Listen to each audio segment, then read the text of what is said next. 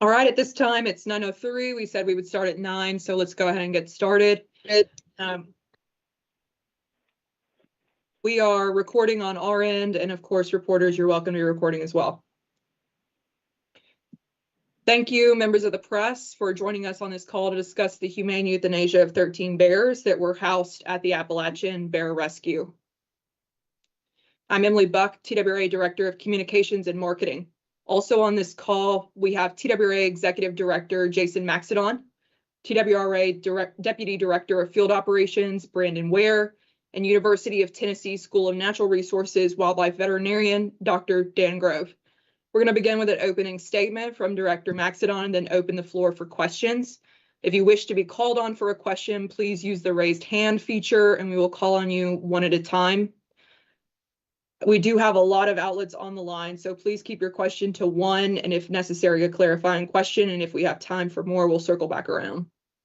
Please remain on mute when not speaking to ensure clean audio for everyone participating. With that, Director Maxedon, I'll turn it over to you.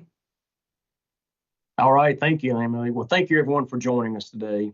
We wish that we were coming to you with better news, but unfortunately today we're discussing one of the greatest challenges in wildlife management, which is managing at the population level rather than the individual level. 75 years ago, when this agency was founded, there were almost no bears left in Tennessee due to overhunting. Through dedicated habitat work and conservation, now we estimate that there are more than 6,000 bears throughout the state, and the population continues to grow and expand.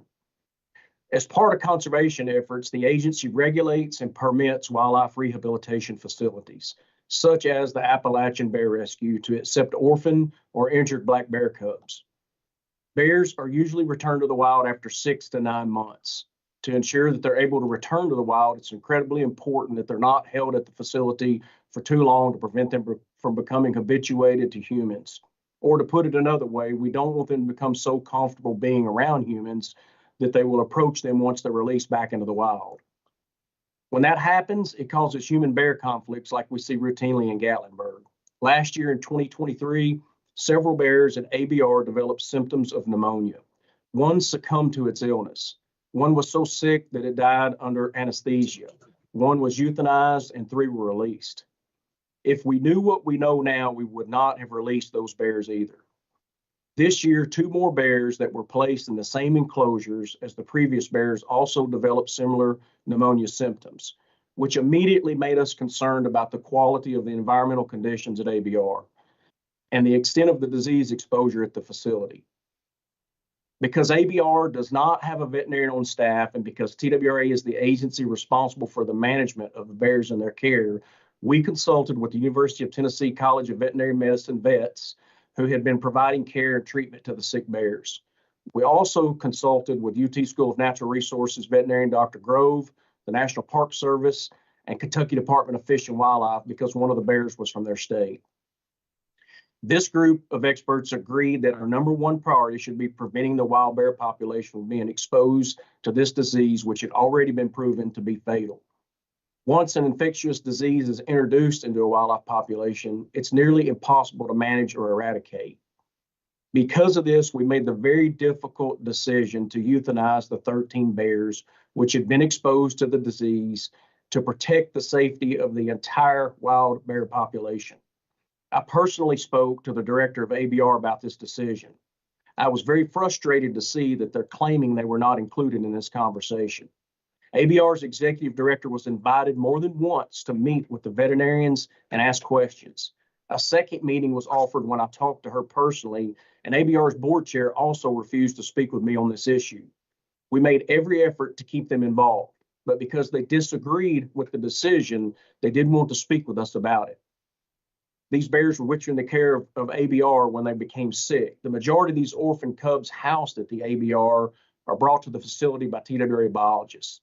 So to ensure the safety of these cubs, TWRA will not be housing any additional cubs at ABR until biosecurity measures are taken to sanitize the affected enclosure and protect other bears at the facility. Look, all of us who go into wildlife management are passionate about wildlife. Many of our team members hold master's degrees in wildlife biology and have specialized experience in the care and management of these species and their habitats. None of us enjoy making these types of decisions, but I want to be clear when I say TWRA stands behind this decision as the right thing to do for the wild bear population. Emily, I'm going to turn it back over to you. Thank you, Director. At this time, we'll take questions. Please use the raised hand feature if you would like to ask a question, and you will be called upon.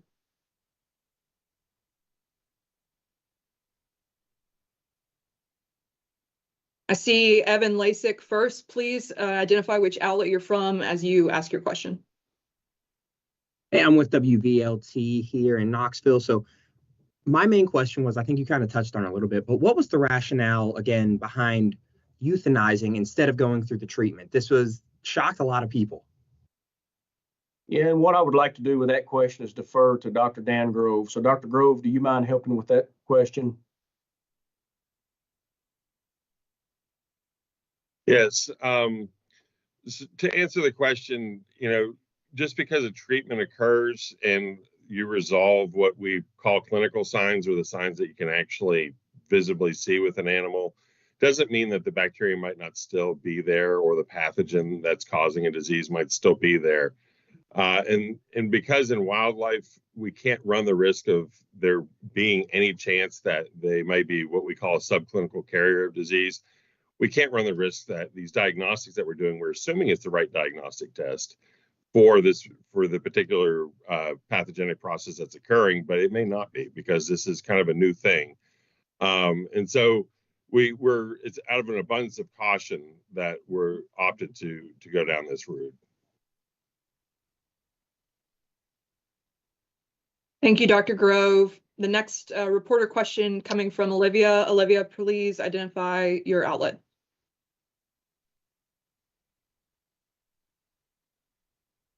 Good morning. I'm Olivia Daig with WBIR out of Knoxville. I had a question regarding what the process looks like to sanitize the area, make sure that it's unable to continue spreading that disease, and what that timeline looks like. What do bears, where will they go if they need help, if ABR is not suitable for them to be at? Dr. Grove, I'm going to defer to you again on the sanitation. In terms of sanitation, because this is an outdoor enclosure and there's a lot of natural materials, the recommendation is to do a controlled burn of it. And when we say that, we mean to burn off all the leaf litter and other debris that might be there, and get it to a certain temperature so that the top layers of soil reach a temperature that might destroy any pathogens that are there. And this is just kind of a good sanitation practice to do in these types of enclosures in general, as well as recommendation of using appropriate chemical sanitizers for any structures that may not be able to be, that may not survive like burning. So if there's any man-made structures or anything like that, there's sanitizing agents that we can use to actually do that. And then on top of that, because it is an outdoor enclosure, and that, so to touch on that also, any indoor enclosures also, it's recommended that an appropriate sanitation occurs as well, and that's usually with chemical sanitizers. But leaving an area after you've done these measures set, because it is outdoors, the natural processes outdoors of sunlight and changing of temperatures and freezing can help potentially get rid of any additional pathogens. But it also guarantees that it sets for long enough where if there were pathogens left after all those processes, they potentially are destroyed by the other mechanisms. But it is extremely difficult to guarantee 100% that everything that might be in there is potentially gone. So these are the current methods that we have available to us. At this time, I'm not seeing any other. Oh, Olivia has a clarifying question. Go ahead, Olivia. Yeah, I wanted to touch back on what is the timeline for those facilities to be able to house bears again? Yeah, and Olivia, go back to the first part of your question. At this time, we don't think outside of pens 3 and 4, to our knowledge, there's no other bears that are affected to be concerned about in that facility at this time. As far as us putting any more bears, we're going to reevaluate our relationship with ABR and decide if we want to send any bears. At this time, we're not going to send any bears there until we know that the facility's been decontaminated. And again, we want to reevaluate that partnership before we make that decision.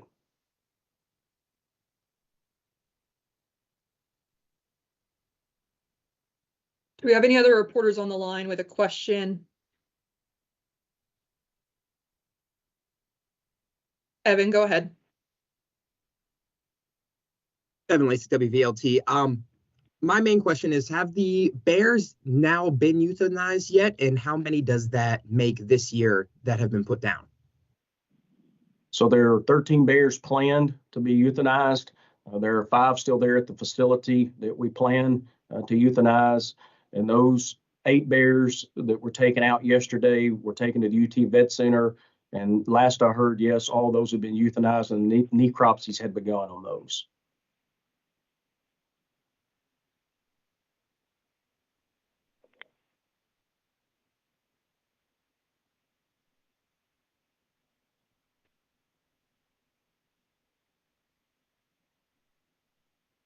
Any other reporters on the line with a question?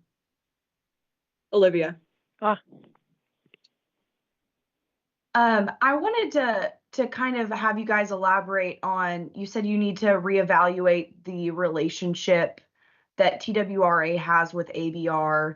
Is that because of the comments that they made that they were not involved in the discussion, or is it another reason?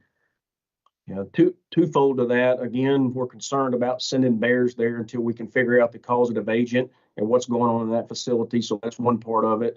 The second is, yes, some of this information has been misconstrued that they put out. We have been working with them. We have been trying to keep them informed of what's going on. So yes, that would be the second part of that.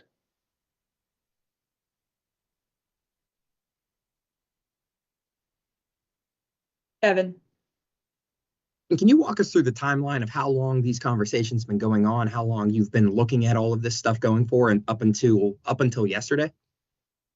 Certainly. And Deputy Director Ware, I may defer to you to go with the timelines. I can give a broad overview, but I think you have more specifics on the timeline.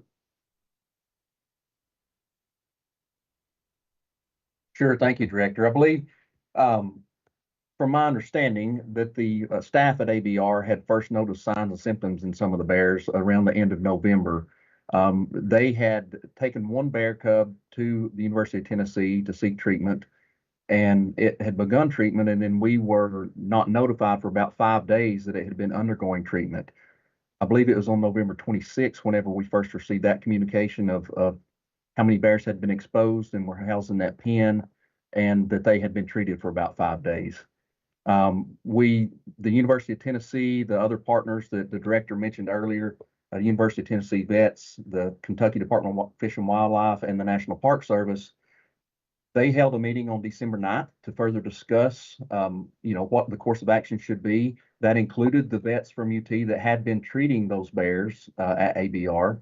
And so that was discussed with them and then later with other professionals. At that time, on the same day of that meeting, they were notified by TWRA staff of our intentions for the initial 5 bears.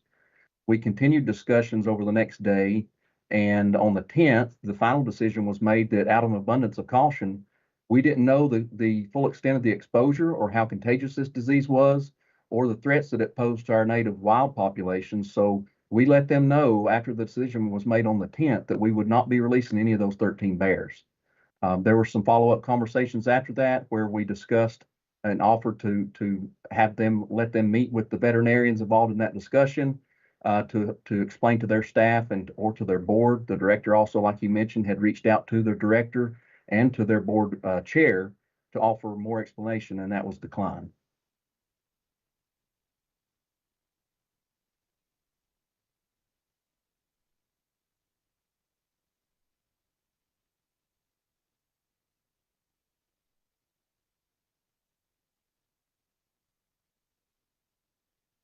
At this time, I'm not seeing any additional hand raised.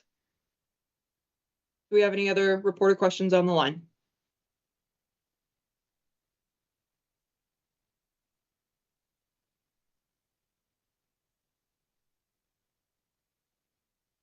Seeing none, we'd like to thank you all for being on the line today. We certainly understand that this is a tough issue with a lot of moving parts, so we appreciate your due diligence to allow us the opportunity to explain the situation. With that, I will conclude the meeting. Thank you, everyone.